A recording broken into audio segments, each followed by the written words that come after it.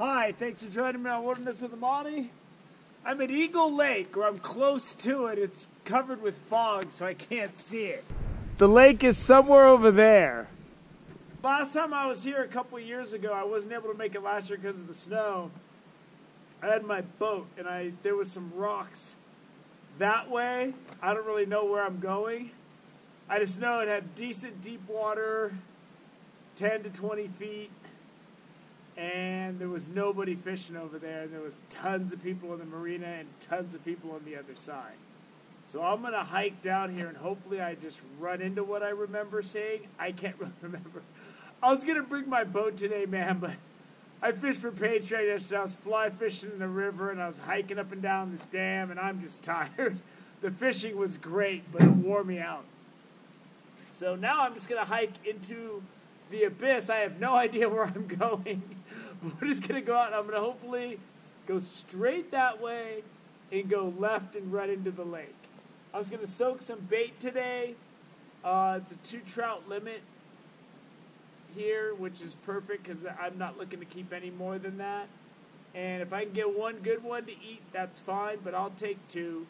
So today I'm going to stick with a simple thing. If I do catch anything, if I can let it go with a clean hook removal and a clean release, I probably will. And if it swallows it, I'll keep it and eat it. And if I get 2, I'll just go home. So let's start walking out there and see what's going on. Man, I hope this isn't a path to nowhere. I'm in a campground. I have no idea. I've only been here once, a couple years ago, so I'm kind of going on like fuzzy memories. Now I'm on some kind of trail and it's opened up out here. If I can find 10 feet of water, I'm good because it's cold. Now, is there going to be ice on the lake or something? I have no idea. If you're under the impression I know what I'm doing right now, you are very misguided because I have no idea where I'm going, where I'm going to fish. All right, I'm at the water's edge. I think it's really shallow here,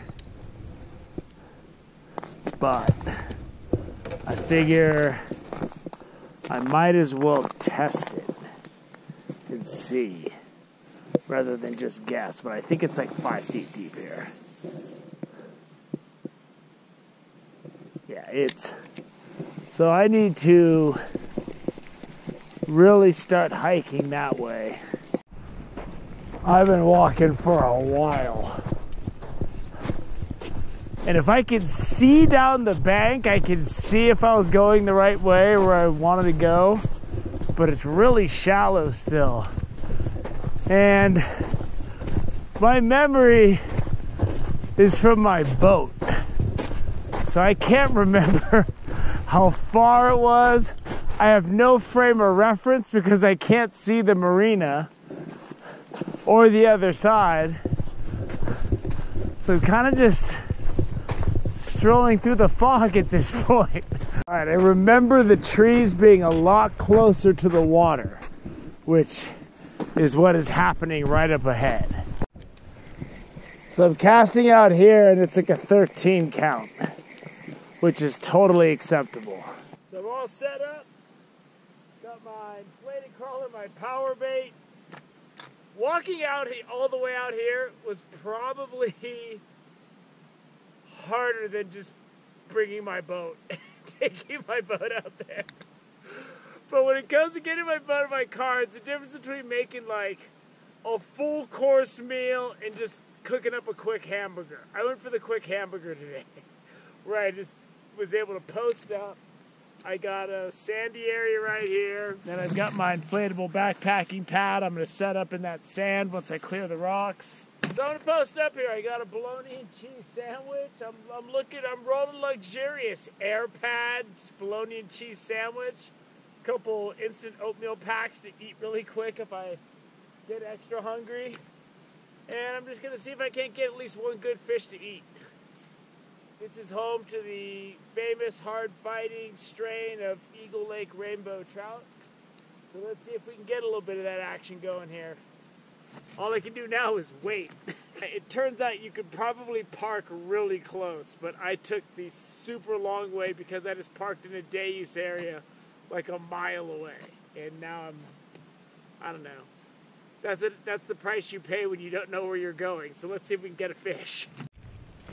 Alright, this is the second time I'm getting bites on my power bait.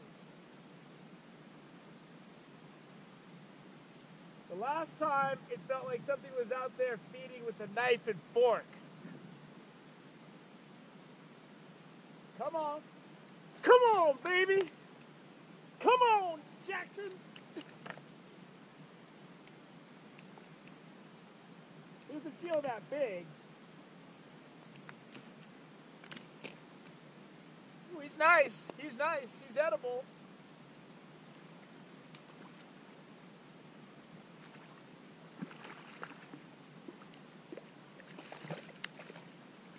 Here's the moment of truth.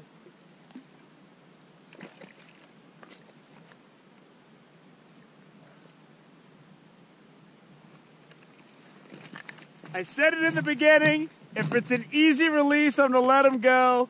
I barely got him on the tip of his jaw, barely with that treble hook. So it's his lucky day. Beautiful. There he is. And I'm just gonna let him sit in the net for a minute, and then I'm gonna let him go. I'm gonna make sure he's good and vibrant before I put him back in. Come on, buddy. There he goes. There he goes. I'd rather catch him when he's 20 inches. I've gotten so many bites, and they're just not taking it.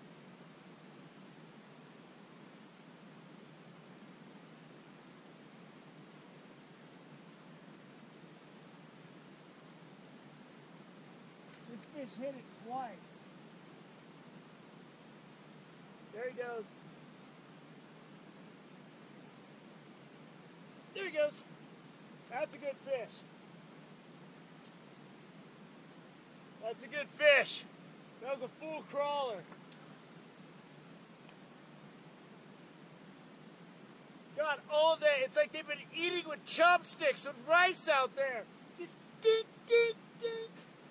But this guy found my crawler and it was in shallow water. This could feed me for days if I can get him in. I really let him take it, so...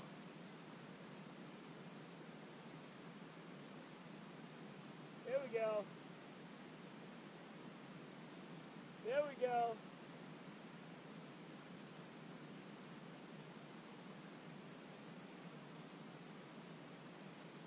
I don't think there's a lot out there to get hung up on. But this fish is good. This is what I come to Eagle Lake for. Good fights like this.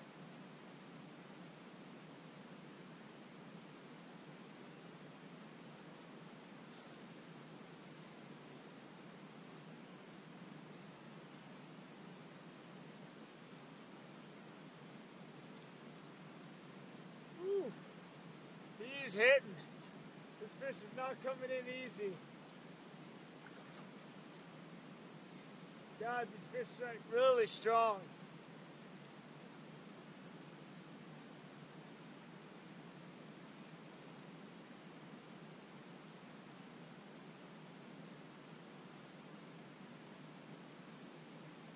They've been hitting my power bait a lot. They're just not taking it. They're just bumping it and then dropping it.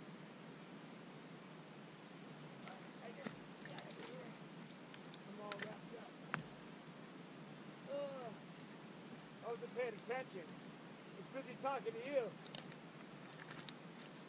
see what we got here.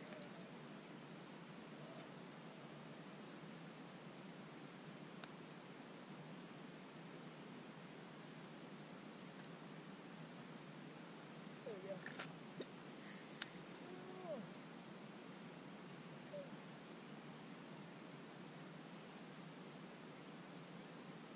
There you go. Finally. That was like figuring out a puzzle. This fish ain't coming in easy though. He's not that huge or anything, he's just really hard fighting.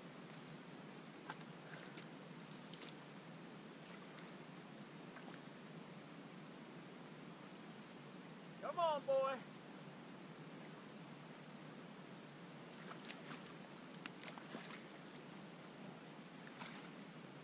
There we go. That's a big boy right there. That's a good Eagle Lake trout right there. That fish was fighting, boy. And I caught it on my Lake Tahoe rod. My limber 5'6", but it has 8-pound test with 6-pound fluorocarbon leader. But that's a big trout right there.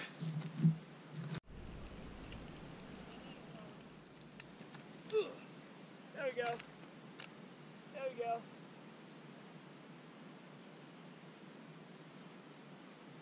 It's good size. If I can let this guy go, I will. But if not, I got a neighbor. They're hitting the power bait, they're swallowing the crawlers.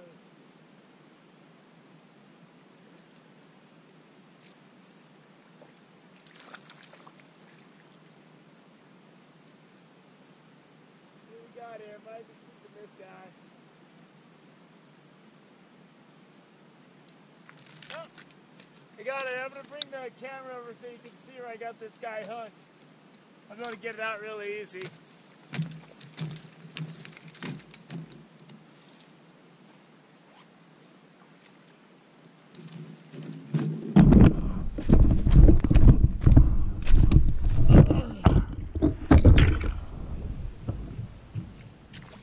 So, it's a good sized fish for eating, but I made that pledge when I started that if I could get the hook out, it's right there. I was going to let him go, but when I was popping the hook out, he started bleeding. So, it is what it is. I got to bring my other line in because I have my limit now. Alright, we'll get a line up. This guy's not big, but I'll eat this guy tonight, and then I'll probably share that other big one with my neighbor.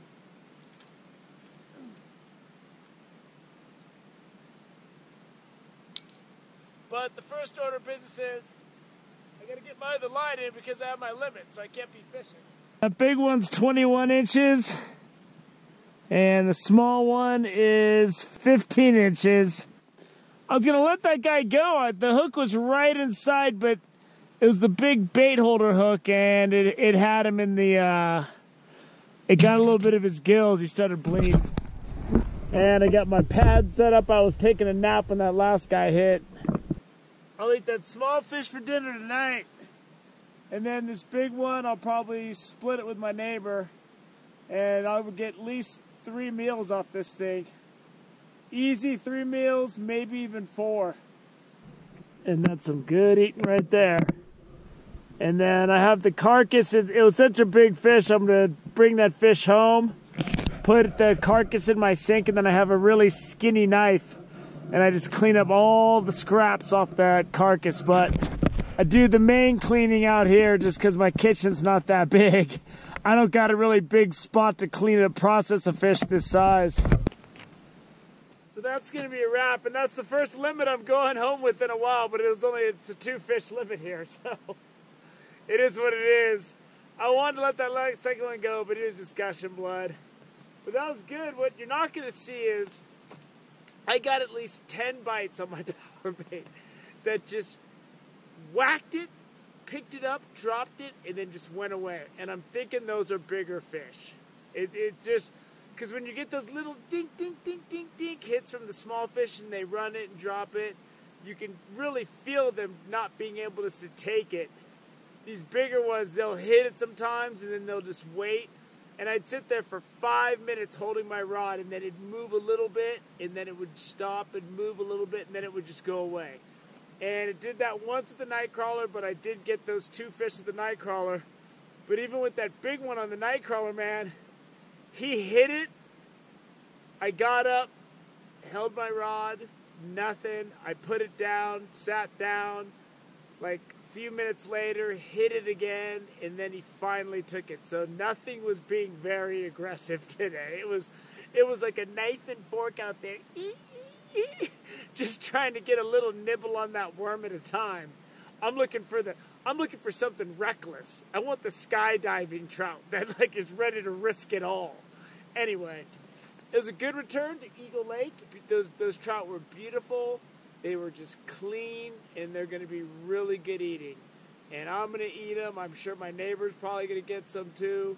He loves to eat fish, and it's all good. I wasn't able to make it here last year because the road had so much snow on it, and I don't know the other way.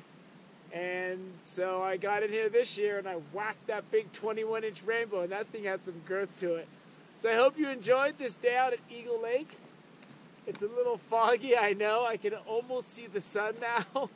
You expect to see like a brontosaurus or something walking through the water. It's so foggy and mysterious. But anyway, thank you for joining me on Wilderness with Amani out here. Until next time.